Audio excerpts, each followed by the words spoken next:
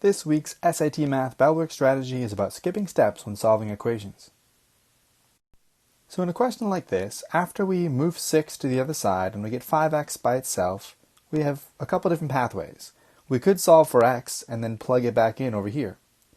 Or we could notice what our goal is. We're heading toward 10x and we currently have 5.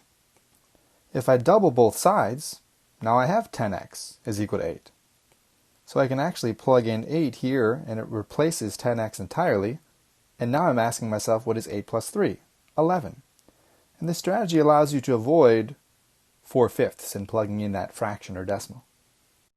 Or sometimes, if you pay close attention, 2x plus 8 can be divided to get x to x plus 4. If I divide everything by 2 on this equation, I get x plus 4 is equal to 8. That's directly to my answer. While we could, of course, divide both sides by 3 to get r is equal to 6 and plug that in here, we can also notice that if we're starting at 3r, doubling both sides tells me what 6r is equal to. And I can directly replace this, 36 plus 3, 39.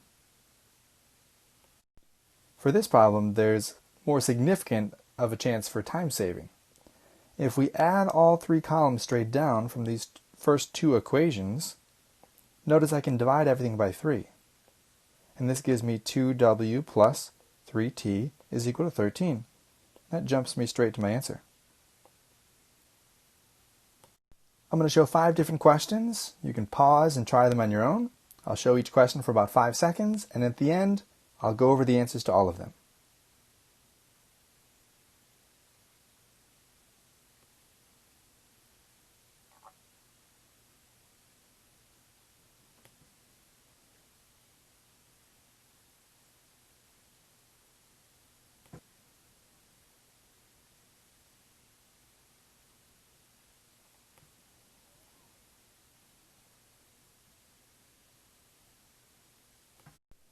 So for Monday, if I divide everything by 2, that jumps me straight to 2x plus 1 is equal to 2. And there's the answer. If I multiply everything in this equation on both sides by 6, this gives me these fractions, which can be simplified to 3x and 2y. So I've found my answer, 24. After I subtract 16 from both sides, if I just double both sides, I get that 8x is equal to 16. For Thursdays, after I add 6 to both sides, I can divide the entire equation, both sides, everything in it, by 9. My final answer is 3. That's what ax plus b is equal to. For Fridays, while many students' first instinct is to distribute this 3, instead, if I just divide both sides by 3, this cancels out, and there's my answer for what is c plus d.